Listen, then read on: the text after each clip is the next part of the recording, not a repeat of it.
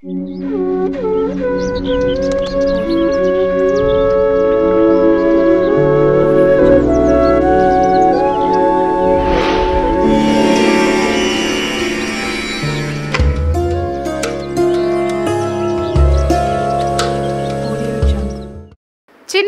ఇంట్లో చాలా జాగ్రత్తగా ఉండాలి. వాళ్ళని అనుక్షణం కంటికి రెప్పలా కాపాడాలి.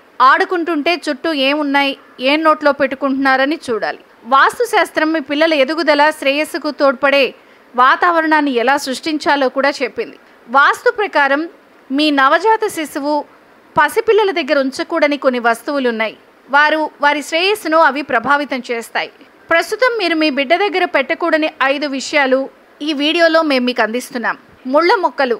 కంచె జాతి మొక్కలు ఎప్పుడు ఎంచుకునే విషయంలో జాగ్రత్తగా ఉండాలి. క్యాక్టస్ మరియు స్పైకీ ఆకులు లేదా ముళ్ళు ఉన్న మొక్కలను పిల్లలకి దూరంగా ఉంచాలి.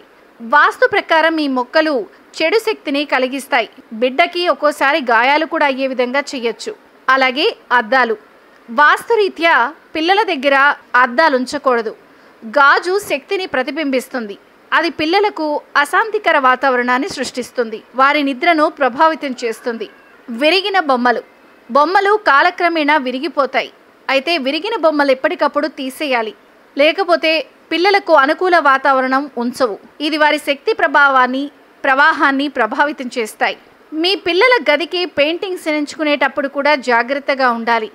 అసభ్యకర, హింసాత్మక అంశాలను చిత్రించే పెయింటింగ్లకు దూరంగా ఉంచాలి. ఉల్లాసమైన పెయింటింగ్లను ఉపయోగించాలి. పిల్లలున్న గదిలో బరువైన వస్తువులను ఉంచకూడదు. వాస్తుపరంగా రద్దీగా ఉండే ప్రాంతాలు శక్తి యొక్క ఉచిత మార్గాన్ని నిరోధిస్తాయి. ఇది బిడ్డకు ఇబ్బందికరంగా మారుతుంది. తేలికైన వస్తువులే ఉంచాలి.